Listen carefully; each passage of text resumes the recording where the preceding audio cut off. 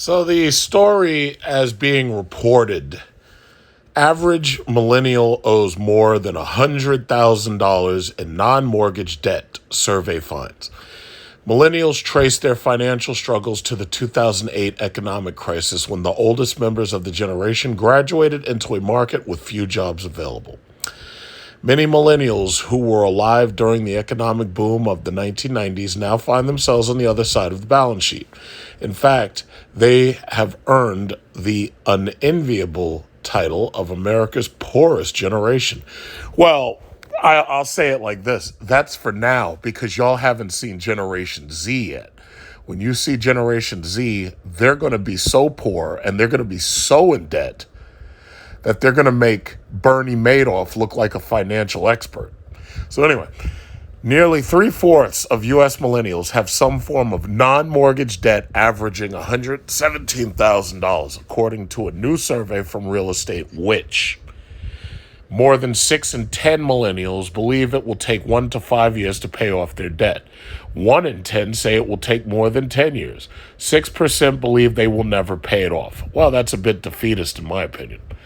Millennials now in their prime working years trace their financial struggles to the 2008 economic crisis when the oldest members of the generation graduated into a market with few jobs available. The stagnant economy depressed wages, leading to lower lifetime wealth and delayed milestones such as marriage and home ownership. Well, before I go on there, I'm going to call it like this. Having depressed wages, that does not delay marriage or home ownership. You see, marriage is something that you could just as easily go down to the justice of the peace and get done. If you really found someone who wanted to be married, it should cost you probably no more than about $1,000 to get married. If you can spend $1,000 on an iPhone or Google Android, Samsung, whatever, or you can pay $47,000 for a Charger Scat Pack, which doesn't even come with the wheel that says SRT on it and doesn't come with leather seats, then something tells me you could spend $1,000 to go to the justice of the peace and get married. Well, the reality is a lot of men actually want to be married. It's that the women are holding out. The women don't want to be married to these men because they want to have a big freaking wedding like they saw in that movie Crazy Rich Asians or some shit, where the woman comes walking down into a pool of water and she's got like a bridesmaid dress and the gowns and all that are glowing and shit. It's like, listen, if you want to spend $30,000 or $40,000 on a wedding, you're out of your goddamn mind, especially now. But there are a lot of women out there doing it, those bridezillas and shit, and they've got all these other women convinced that if they don't get married, that's how they have to get married. Otherwise, they won't get married. So I would say that marriage shouldn't have been delayed. You want me to tell you what's delaying marriage? And I'm going to wait. I'm going to read the rest of this. I'm going to tell you what's delaying marriage. It's pretty much the same thing that's driving up this debt. But anyway, I'm going to tell you, they were steamrolled again in 2020 when the pandemic-induced recession wiped out stock market gains, retirement savings, and emergency funds built in the previous decade. It's no wonder that more than 40% of millennials feel pessimistic about their finances. The sentiment is particularly strong among geriatric millennials, those born between 1981 and 1985. That's fucked up. They just called me a geriatric. I was born in 1981, and right now I'm 40, about to turn 41. So how the fuck y'all gonna call me geriatric? Jesus. All right. Although they tend to make more money than younger millennials, yeah, I make a lot more. So they are 25% more likely to feel very pessimistic about their finances. I don't feel pessimistic about my finances. I feel pessimistic about the rest of the country's finances.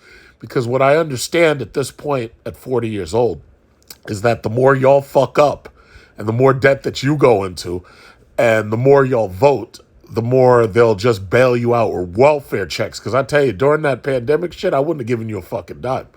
In fact, I wouldn't have allowed the government to shut down our means of production either. And they would have been, you worried about January 6th. You would have been facing a real insurrection if I was in charge. I'm the last person you want running an insurrection, because you know how they were talking about those people who went into the Capitol building with weapons and shit? No, no. See, if I was there, I would have been using them. I don't even see the point in locking people up for protesting and bringing weapons with them and everything. Yeah, the weapons were to protect themselves. But if it was me, I would have been the anarchist in the room, like literally setting fire to shit. Like, y'all went in there, y'all didn't do shit. If it was me, I'd be burning shit down. So they are lucky that I didn't join anything. Like, I was sitting at home watching this shit on television. If I'd gone into that Capitol, there'd be no Capitol left, because I'm the type of person, if I'm going somewhere, I'm going to get some shit done. Y'all don't want me going to no Capitol building. So anyway, millennials, they are 25% more likely to feel pessimistic about their finances. With a staggering debt burden that makes it difficult for all millennials to plan and save for the future, nearly 1/3 regret going into debt. Well, I guess you do, because you know why you regret it? Because you can't go deeper into debt, because the debt that you're holding has fucked up your credit to the point where you can't buy the more debt that you wanted to buy. So the mere fact that you have $100,000 in debt means that you can't go $300,000 in debt and buy the house or $500,000 in debt that you want to buy. See, that's the real problem. And that's one of the reasons why, for me, I consider it asinine to give how to fix your credit advice, because I already understand that the only reason why you're trying to fix your credit is so you can go deeper into debt next time. But, y'all ain't trying to hear me, though. Among millennials who are debt-free, just 1/3 have never had debt, while 25% have paid off their debts within the past year. So I'm pretty sure that the 1/3 that never had debt fall into one of two categories. They're either the very rich who have parents who paid their way for them, or they're the very poor who decided, I'm not going to take out any loans because I'm dumb and school isn't for me. So what they ended up doing was they ended up getting a low-end wage job, but because of the fact that they didn't have debt, they ended up coming out ahead of the people who do have debt. The most common type of debt among millennials is credit cards, with 67% of those with debt carrying a balance. Nearly half of millennials with debt say that they have student loans, with the average respondent owing $126,993. Now, let me tell you something before I even go on. I was going to say before the reason why these women aren't getting married. Part of the reason why these women aren't getting married is because the school system keeps them in the school system, and the school system keeps them taking out more debt. You see, in sociology, they teach you that women will either probably follow a mommy track or they'll follow a career track. The mommy track is when a woman who's young in her 20s decides to either get married and have children, or otherwise have children maybe with a live-in boyfriend, whatever it is, a cohabiter. The career track is women who decide that they're going to hold off on having children because they're chasing, quote unquote, the bag. And when we say the bag, we're talking about the money. So what do you have? You have these women who go into school. It's supposed to be 4 years. They spend fucking 6 years in there because it's so hard for them to get out. So let's say they go in at 18, 19, 20, 21, 22. So let's say they graduate college at 22. What do they do at that point? Some of them go into the workforce. However, what a lot of them do is they're promised that if they go back and get a master's degree, that master's degree will give them even more money. The ones that come to my mind are the nurses and the teachers, because most women go into teaching or nursing. Either one of those professions requires basically a master's degree. And there are other professions that require a master's degree. If you have to do a master's degree, that's going to take you another 2 years. So you were 22 when you graduated college. Let's say you're 22 if you graduate on time. 23, 24, maybe even 25. Let's say it takes you more than 2 years. Let's say you didn't do the summer school. Let's say it takes you another. You may graduate at 25. You may graduate at 26, depending upon how long your program is. Most of these master's programs tend to be 2 years. But then you get a smaller subset of these women, And by the way, they're not paying for any of this. They're taking out loans. All they're doing is they go into Sallie Mae, they go into Navient, they sign it on that dotted line, the promissory note that says, yeah, I'm going to pay you back. Give me this loan money, I'm going to pay you back. And they'll go get a PhD, just like Kevin Samuels continued to make fun of these women who are wasting their youth and working on PhDs. So what these women have chosen is they said, you know what, fuck a man, I'm an independent woman. What's that Beyonce song? All the ladies independent, throw your hands up in there. All the ladies making money, throw your hands up in.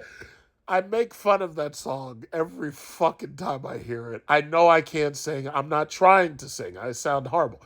All the ladies independent, throw your hands up in there. You can't see me right now because I'm actually dancing while I'm singing this. I got my hands in the air.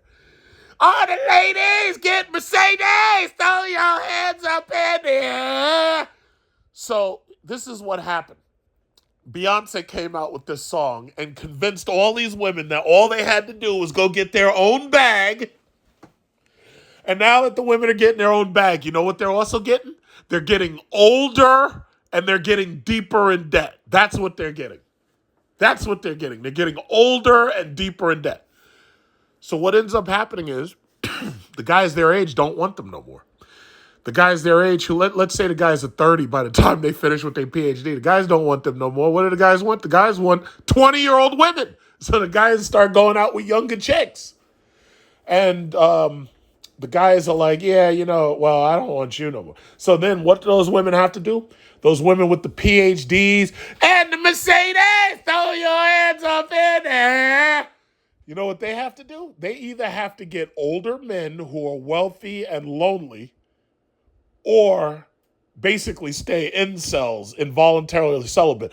But see, for women, it's not really... women can easily get the sex. That's not a problem for women. Women can get sex. What they can't get is that ring on their finger. And not only is it because a lot of these dudes don't want to marry them, or especially the dudes that they want to marry don't want to marry them. The issue really has become that the dudes that do want to marry them that aren't what they consider to be on their level, they don't want to marry. So when you've got a guy who's average and he may make an average salary, he's doing pretty good. He's got no criminal record. Maybe he's about, he's a little shorter than 6 feet tall because apparently, see, y'all are worried about white supremacy. Y'all need to worry about height supremacy. These women will tell you up front, if you're not 6 feet tall, I'm not dating you. These women absolutely believe that when they go out on a date, that their guy has to be taller than them. It's like, you remember in Marvel, like, what was it, The Avengers, where Thanos comes to Earth and he sends Ebony Maw, and Ebony Maw has that brute next to him, and the brute is huge and shit, and they're walking through the city killing people. Well, women are Ebony Maw, and the brute is their date. They expect their date to be fucking huge. They expect it to be like Shaquille O'Neal and Shauna Ray go out on a date. If you know who Shauna Ray is, you know who Shaq is. But these women, they put themselves on this career track. They running up this debt because, first of all, let's just look at these numbers. Just because I can rant about this shit, man. I wish I was a preacher in a church with a podium, and I could go on and on about this shit for days. Let's just think about these numbers. $126,000. How the fuck do you build up $126,000 without having a house? Well, it's very, very simple. So first of all, let's picture yourself. You're a C student in high school. You're a C student. You're barely getting by. You're smoking weed. You're showing up to class late. You're a veritable dumbass. You're a C student. You're a D student. Shit, you might even be an F student. But the way these colleges take people now, you don't have to have great high school grades. All you have to do is have a pencil and sign up for some student loans. So this is what ends up happening. What ends up happening, let's say you're a C student, a B student, whatever. It doesn't even matter what you are. When I was a kid, they used to say, hey, listen, John, if you don't get good grades, you're not going to get into a good college and you're going to have a shitty job for the rest of your life. That's what I was told. But somewhere around the point where I was about maybe 25, somewhere around the point where I graduated school. Let's say somewhere close to about 2006, 2007, 2008.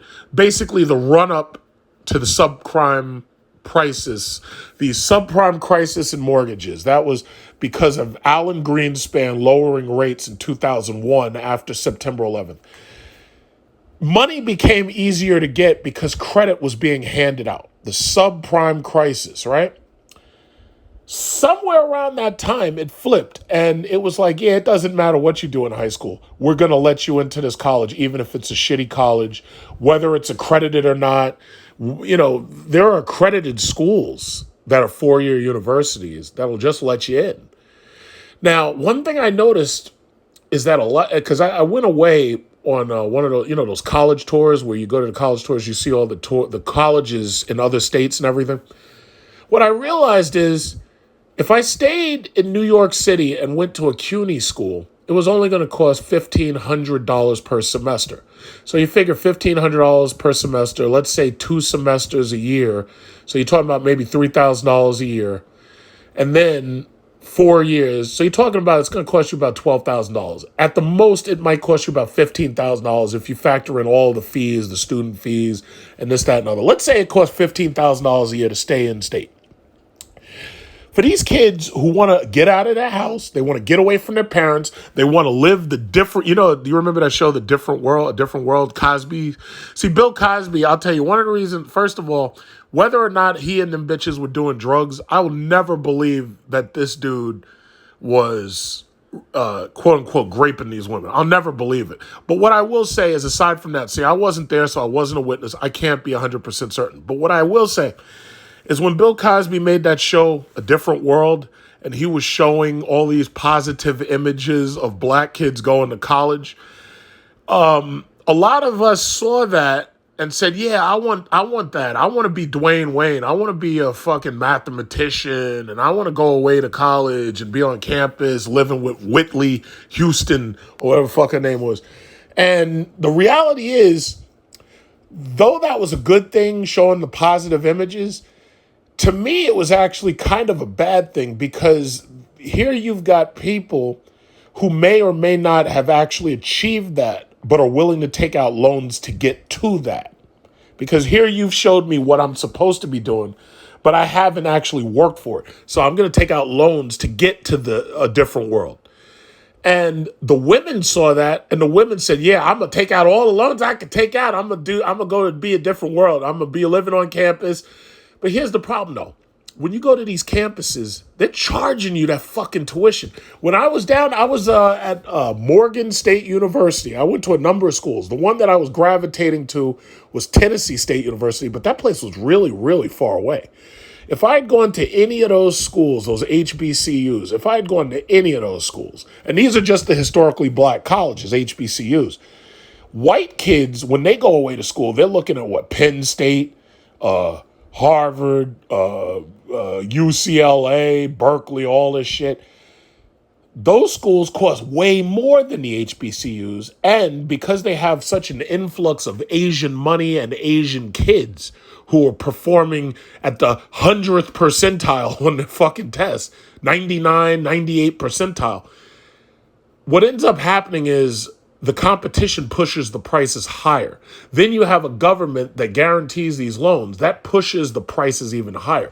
So when you go away to these schools, the tuition, they're telling you it may be $10,000 a semester, but then they're telling you that per semester you may have to pay $3,000 or $4,000 for a dorm. They're not going to feed you for free, so now you got to pay for a meal plan.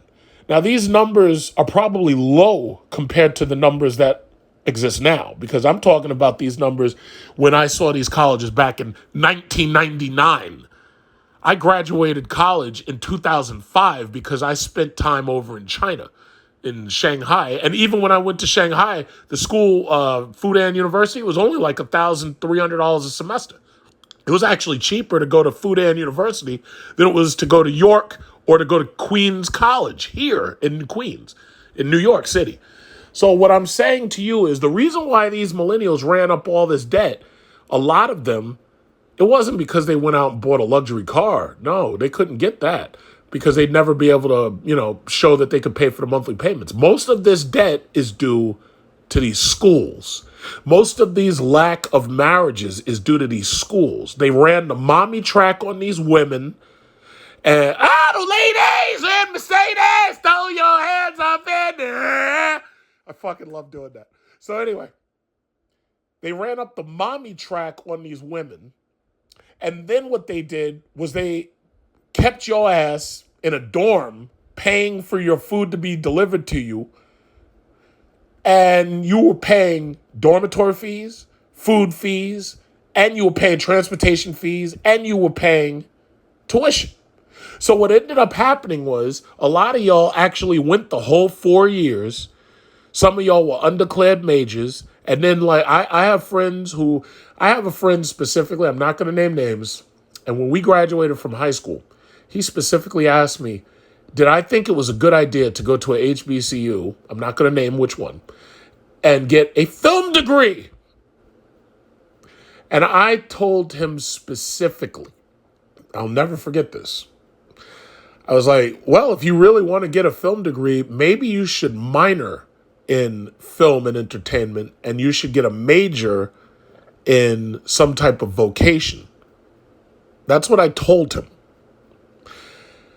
Naturally, my advice, nobody listens to that shit. That's why, I don't even mind acting a fool on these videos because nobody's going to hear the shit. So naturally, he majors in fucking film and then spent the next, because he graduated in 2006. So he spent basically the next 18 years underemployed. I'm not going to tell you what he was doing for work, but he literally spent the next 18 years underemployed. And to add insult to injury, I am 40 and I'm about to turn 41. I own 2 houses. He's the same age as me. He's living in his mama's basement. So you went to this HBCU, you ran up more than $80,000 worth of student loans. And at the tender age of 41, you're living in your mama's basement. My ex-girlfriend, which I love ranting about this one because I think the shit is fucked up. She is still living in daddy's attic. What is she doing? I wish Kevin Samuels was alive right now specifically so he could hit the I'm a PhD. I'm a PhD. I'm a PhD button. That's what she's doing right now. Living in daddy's attic, 44 years old. More than $80,000 in student loan debt. Working right now or starting out right now on getting a PhD. That's how you get to $127,000 worth of student loan debt. That's how you do it. That right there is how you do it. You want to know what else is worth $127,000? Typical luxury car right now. A Tesla ludicrous Mercedes S-Class 580, maybe. EQS 580. That's what's worth $120,000. So you're literally blowing that kind of money. You're blowing luxury car money on a degree where you damn near can't even get a fucking job. And then this is what also hurts. What also makes it worse is that once you're that deep in debt, for the most part, if you can't get a job and you're underemployed, what ends up happening is you double down on that debt. You go back for another degree. Because if the degrees you got, if your degree in filmmaking, if your degree in underwater basket weaving, if your degree in women's studies, if you can't get a job in that, what's going to happen? You're going to end up going back to school and you're going to end up going even deeper into debt. That's where you come up with $127,000.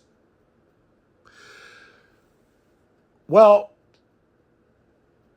I don't even know what to say. I don't even know what to say. But see, that's just what it is. The numbers don't lie. Now, they're talking about the average millennial. So let's understand something. A lot of millennials, as they show with the numbers, they're not deep in student loan debt. A lot of them own houses. But it's only going to get worse because Generation Z is coming. And Generation Z is going to look even worse than the millennials do now. And I feel bad for them because, listen, I was born in 81. As you know what happened between 81 and now.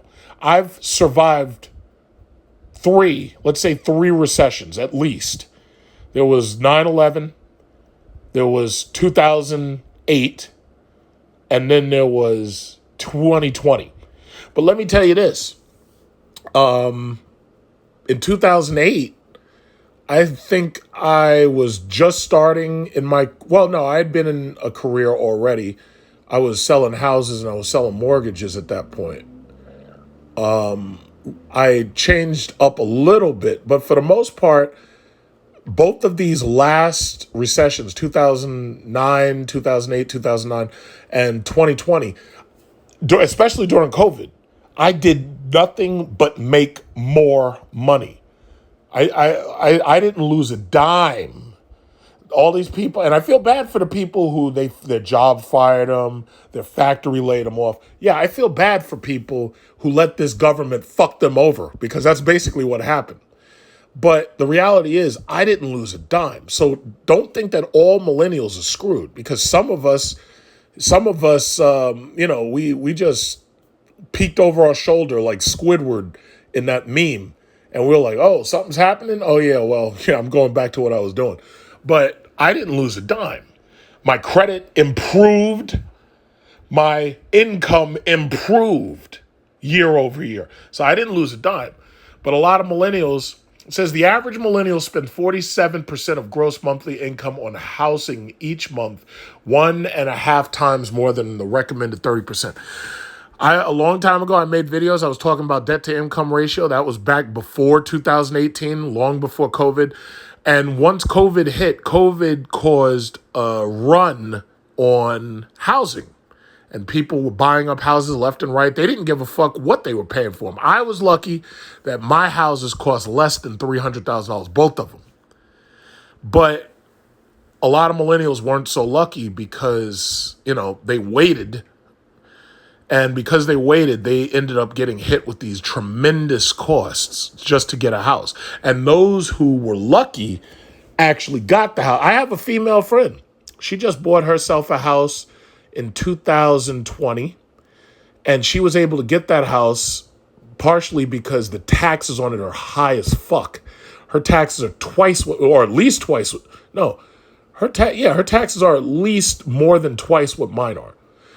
And she got the house partially because the taxes were so high. And she rents out to tenants, and they take her top floor, and she lives in her basement floor. And she had her basement refinished for her, so she decided to rent out the top floor to them because she could charge them more for it, and rents out the basement for herself.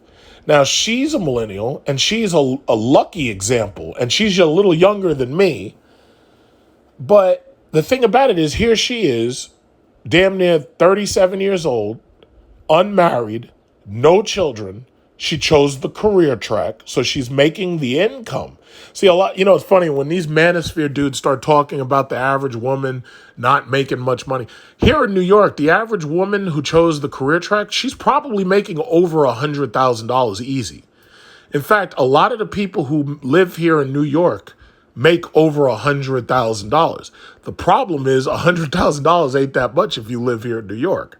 So I know she makes a little less than $100,000, but she made enough where she was able to buy this house.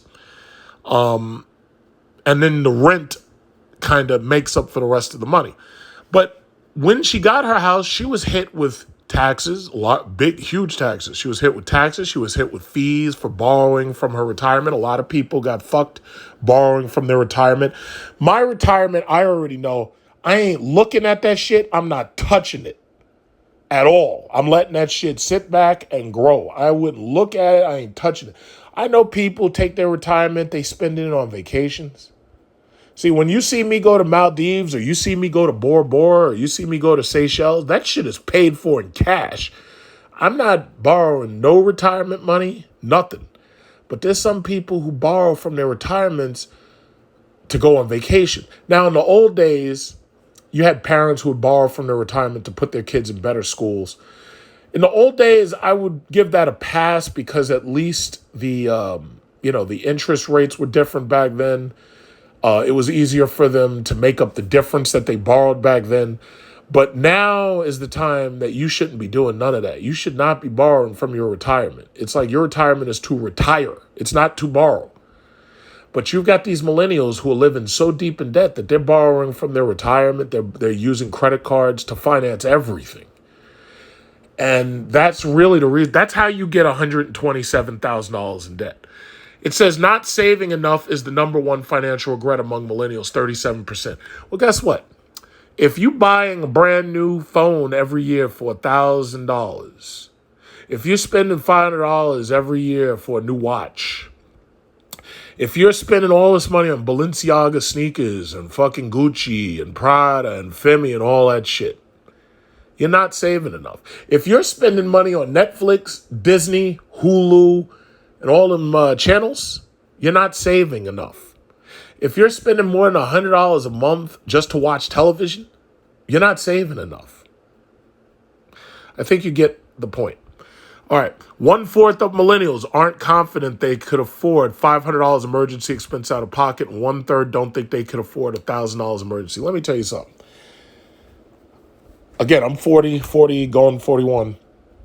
If I got to, which I don't want to touch nothing. I don't want to touch nothing because I got cash. If I got to, I can put my hands on $100,000 cash. If I got to. If I have to cash out stocks, if I have to sell dividend stocks and wait a couple of days to get some money, I could put my hands on $700,000. I ain't doing none of that. It's just like if I got to, I could touch my pension. I ain't fucking touching none of that shit. My retirement, I ain't touching none of that shit. I keep that shit tucked away, hidden away. I ain't even looking in that direction. Not even looking at it. When I retire, that's when I'm looking in that direction. I ain't looking in that. I'm not looking that direction as long as I got to. But yeah, emergencies happen. But if you can't put your hands on $500 or $1,000, $1,000, then you're doing something seriously wrong. Either you're undereducated, you're underemployed, or you're underworking. Maybe you're not working enough. Maybe it's because of your job, but maybe you're not working enough. You should always be able to put your hands. What did they tell you? You should have about 6 months rent saved up. But again, if you spending all your money on Balenciagas and Prada and Gucci Prada Femi, Gucci Prada Femi, Gucci Prada Femi, those people fucking with me, but they ain't never with me. Gucci Prada. If you spending on that Gucci Prada Femi, my people never with me. If you spending all your money looking good when you go to fucking work or to go to school, or you buying $1,000 phones, well, yeah, you probably can't put your hands on $1,000 on that Gucci Prada Femi, Gucci Prada Femi. Them people fucking with me, but they ain't never with me.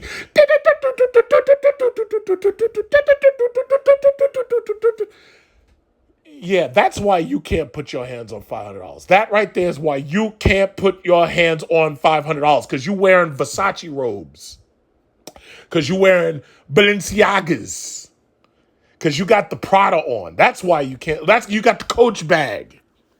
You got the what is it called? Louis Vuitton. That's why you can't. That's why you can't put your hands on that kind of money. Because $500 now, you should have. There should be in your house. There should be $500 in cash. I usually don't even really keep cash around. But if I got to, I could drive to the ATM and get me some cash. I could walk to the ATM and get me some cash.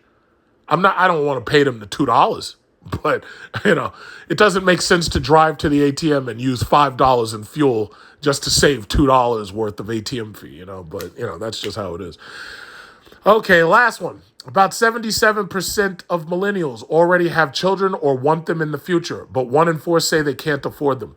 Well, bottom line is, we're going back to the career track, mommy track. The dudes out here, these guys who have graduated college and are looking for wives, they want to have children, but now the women are either deeply indebted, old, or so choosy that these guys ain't getting with them, whether it's by, the guy's choice or the woman's choice.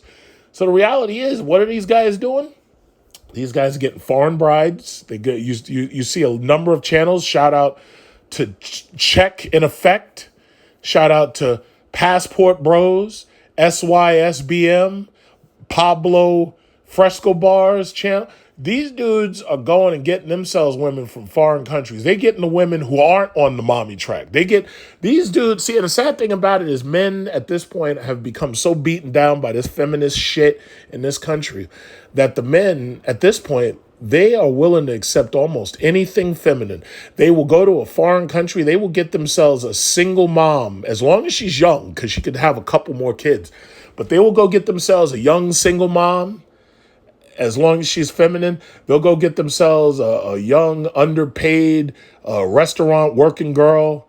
Because like when you go to some of these countries, that's all they got. They got young girls lined up, working, serving that chicken and that rice and them beans. They go to DR, PR, Argentina, whatever it is.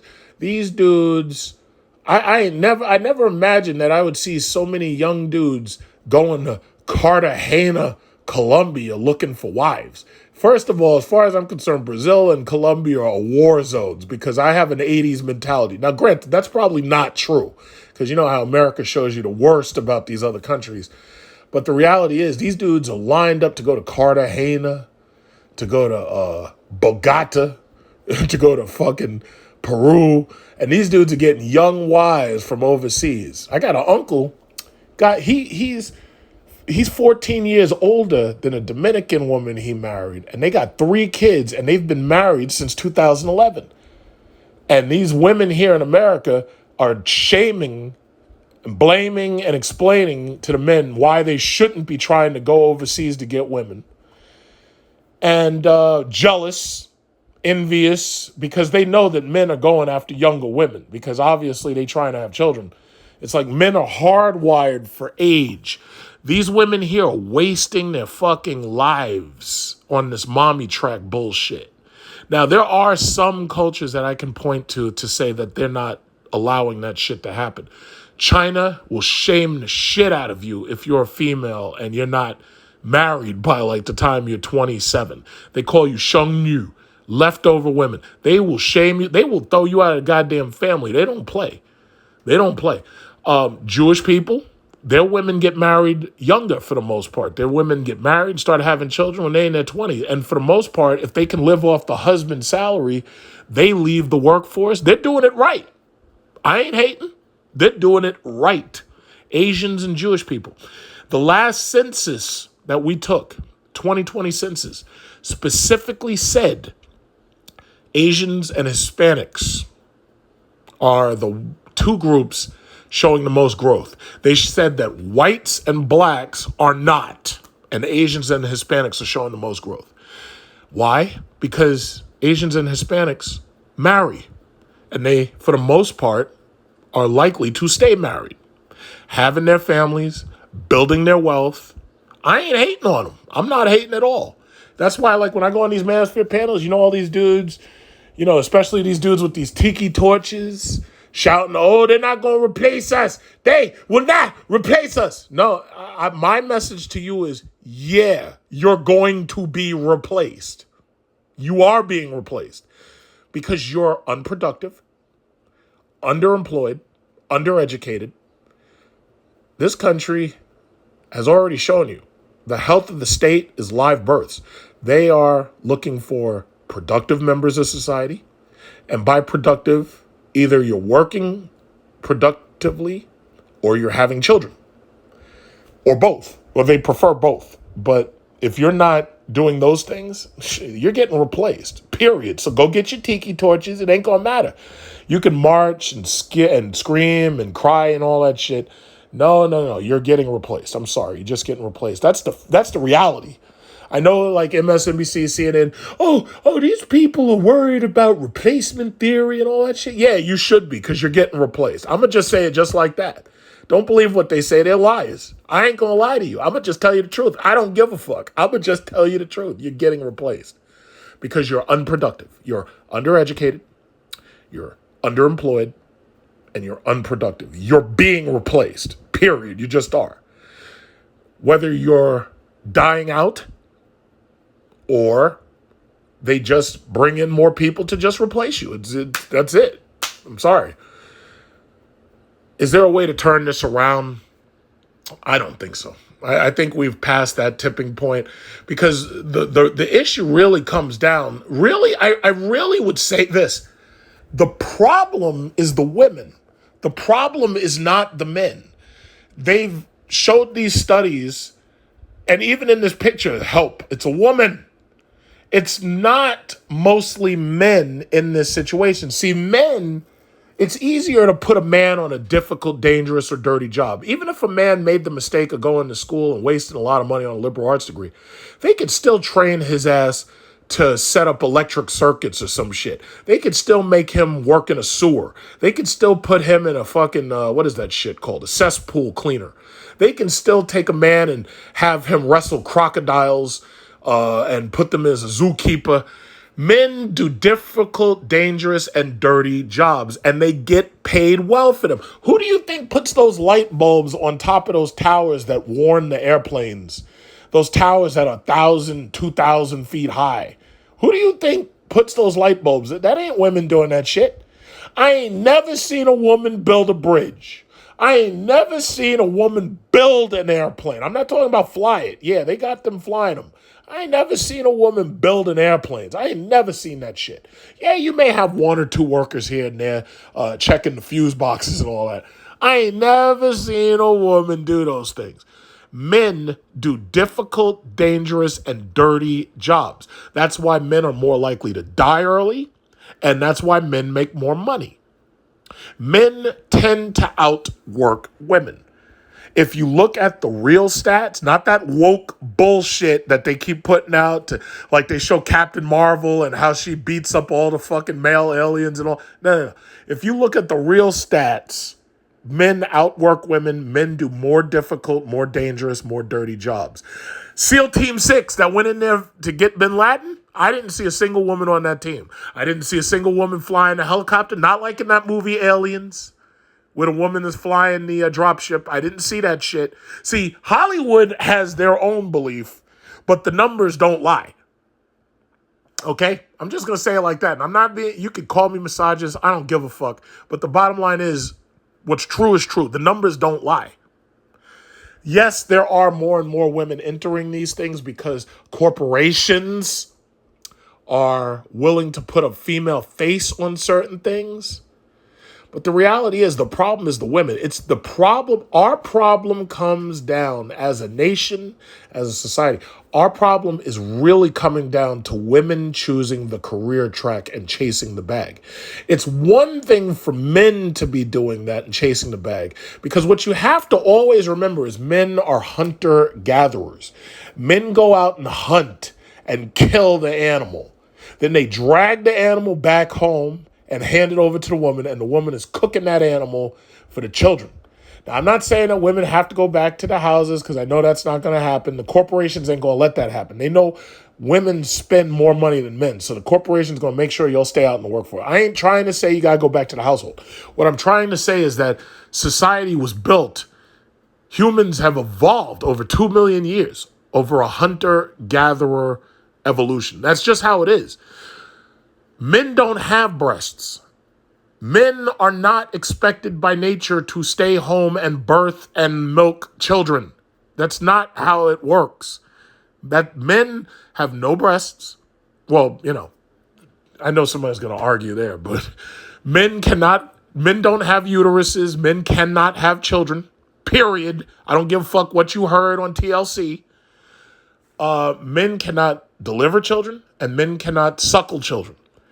While the woman's in the cave or the fucking teepee or whatever it is, doing that with the children, the men are the ones out there risking their lives to kill saber-toothed tigers and to chase down fucking woolly mammoths and all that shit. And bring those pieces of meat back to the house so that he can deliver it to the family. Now, granted, yes, society has evolved and we have technology, but guess what? We're still doing the same shit. When I get in my car and I drive to ShopRite or I drive to, Walmart, you know what that's called? That's called hunting for food. And during 2020, you had to hunt for toilet paper. You had to hunt for tampons. You had to hunt for baby formula. So no, that's the same shit. It's just with technology as a bent. I have to get in my car, drive there, hunt for the food, and then bring the food home. But society basically has been built on the belief that you're going to have one person out there hunting, but you're going to have somebody at home cooking. That's how it's built. If you've got both of us out hunting, two things happen. Number one, you're competing with me. So now I have to get to the top of that shelf before your ass asks a guy my height to get to the top of that shelf so that I can get that last package of spaghetti. Or both of us now start to incur debt because both of us are out there hunting and gathering while one of us should have been at home cooking. Now, I'm not saying that you can't have a reverse because my uncle, he's Mr. Mom at home. He takes care of the kids and his wife is the one going out working because he's retired. He's home with the kids. His wife drives back and forth to work. I'm not saying you can't reverse the roles. What I'm saying is that somebody has to fill both roles. But when you've got these women out here running up this debt, and then they think they're going to get married to a dude, and he sees that debt, he's like, I'm not marrying you because I don't want that debt put on my name. I don't want $127,000 put on my name. I don't want an old wife. When I go to the grocery store, I'm looking for the freshest eggs, the freshest milk. I ain't looking for the old eggs and the old milk. I'm not looking, like today is like August 4th or 5th? I'm not looking for the milk and the eggs that expire on August 8th. I'm looking for the milk and eggs that expire somewhere until like September. You know, I'm sorry, that's just what it is. You can call it Neanderthal thinking, you can call it male chauvinism. I don't give a fuck. I really don't. I just don't care.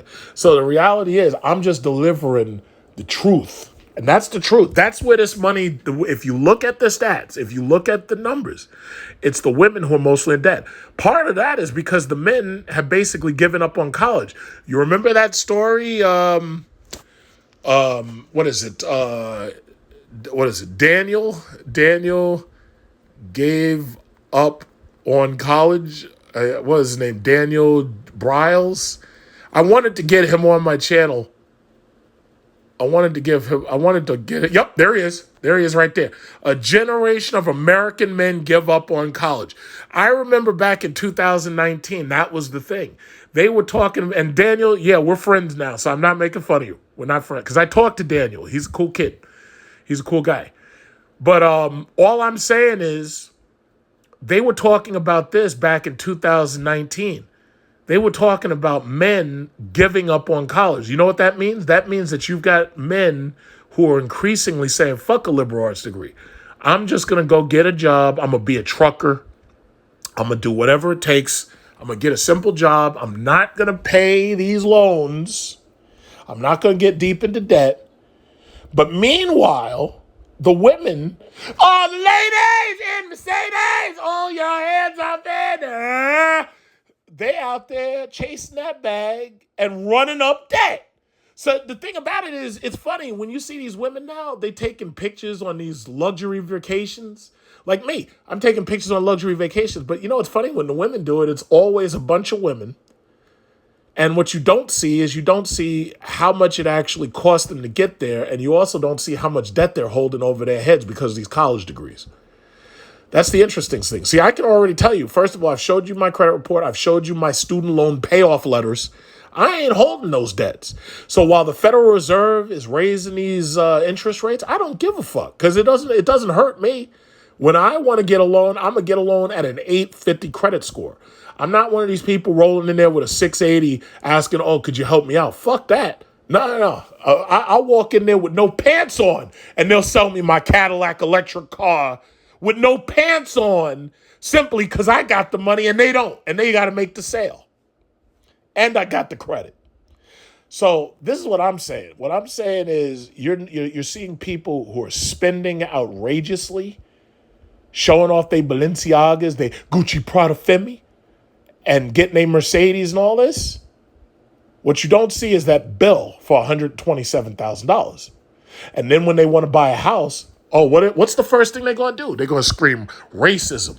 Oh, it's racism. You've made it so that we can't buy houses. But well, guess what? You got $200,000. I'm sorry, you got $127,000 of debt on your head. It ain't racism. We're not giving you a loan because you can't afford it.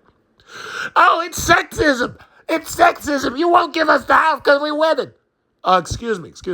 You've got $127,000 of debt on your head. We're not giving it to you because you can't afford it.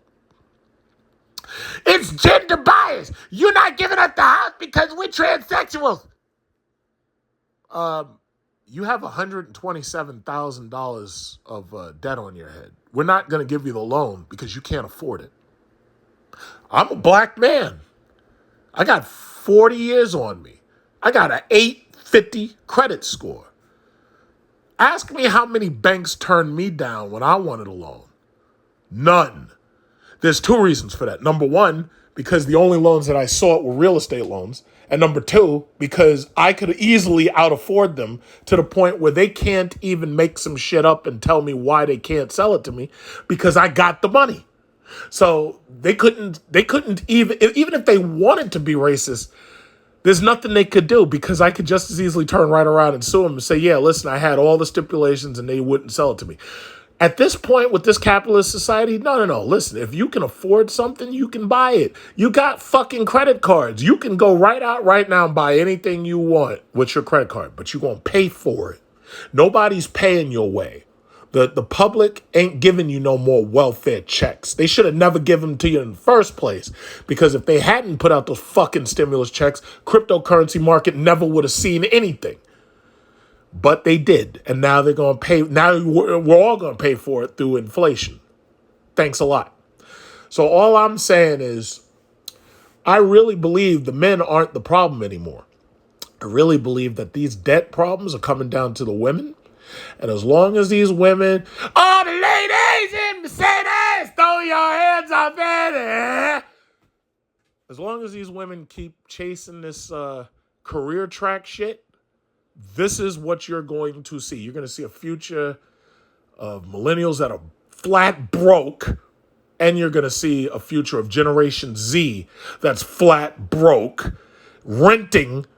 I ain't renting from not a near motherfucker. You hear that behind me? I got a ceiling fan up there. I got a ceiling above my head. I got a ceiling fan. I got an air conditioner. I got two air conditioners. No, I'm sorry. I got 3 air conditioners in here. And I ain't renting from a damn person. I'll be goddamn before I rent from somebody on American soil. I own. Fuck that. People can rent from me, but I ain't renting from nobody. These Generation Zs, these millennials, y'all are paying more in rent than I'm paying in a mortgage because I had the better credit score.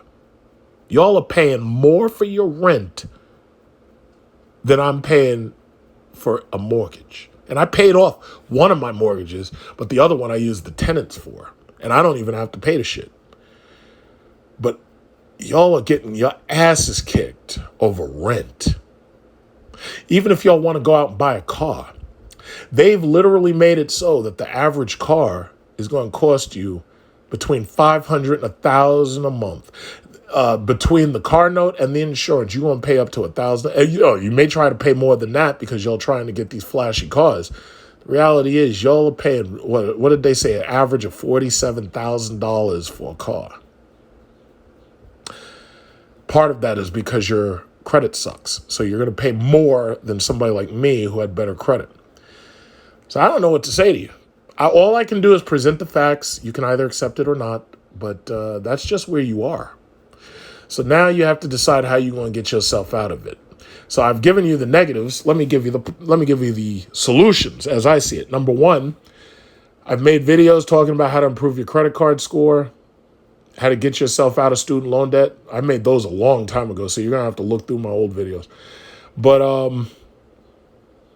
you need to get rid of your debts as quickly as you can. I worked 3 jobs so that I could pay off my student loans 10 years early. I worked 3 jobs. 3.